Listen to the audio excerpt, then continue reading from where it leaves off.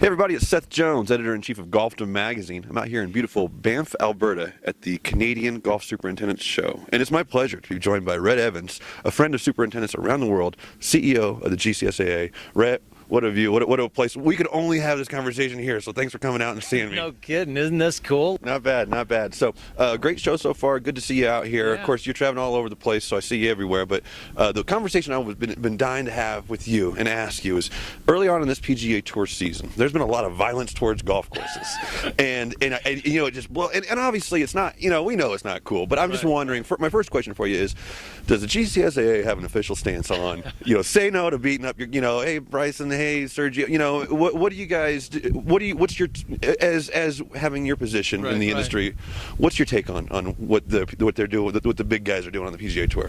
Well, I mean, at the end of the day, it's unacceptable. You know, I mean, we all work in an environment where we've got to control our tempers, we've got to, you know, control our emotions, whether you're in an office or in their case, their office is the golf course. And, you know, and our members take obviously great pride in maintaining the golf course. They put a lot of time, a lot of effort into creating those playing surfaces that, especially the ones they're playing on, are the best in the world. And so, you know, to disrespect, I guess, you know, what our members do and the efforts they put in so they can enjoy their round and make a good living doing it is disappointing. And certainly, you know, we want to continue to, you know, do what we can to share really the story of what superintendents do and how important it is to really respect and help maintain those greens and those playing surfaces, and you don't do it by beating them up.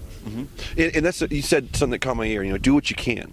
You know, I'm a big Jayhawk fan, and I want to tell Bill Self how to do his job all the time, and it would involve playing Diedrich Lawson a little bit less, I will say, but he obviously isn't taking my call. No, I don't see Bryson or Sergio taking anybody's call. I mean, they're you know, they're independent contractors. They're doing their job. They're on the tour. They have their tour card. Is there? I mean, do you guys? Is it worth shouting out to people, or do you think is it best to just kind of be like, just doing what you can do? At the end of the day, and you know, and I appreciate the fact that, you know, they came and they apologized, and you know, and they have a deep respect for superintendents. You know, at the end of the day, that it was not about disrespecting superintendents, or that's what their anger was about.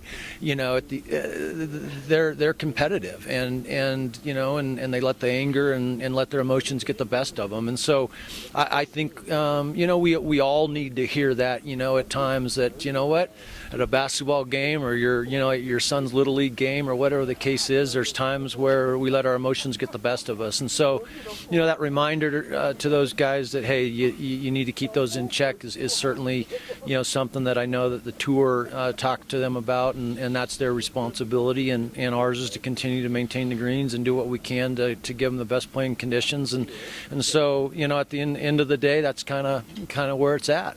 So here's a thought, and I'm just spitballing with you now. You remember when Camilo Villegas came on to the tour? Oh yeah, and he was I played a pro-am with him. Oh, did you? Okay, yeah. and he was doing the Spider-Man thing on the greens, right? Yeah. And then how many times did you go out to the country club and you saw somebody trying to read greens, like you know? So it kind of like catches on.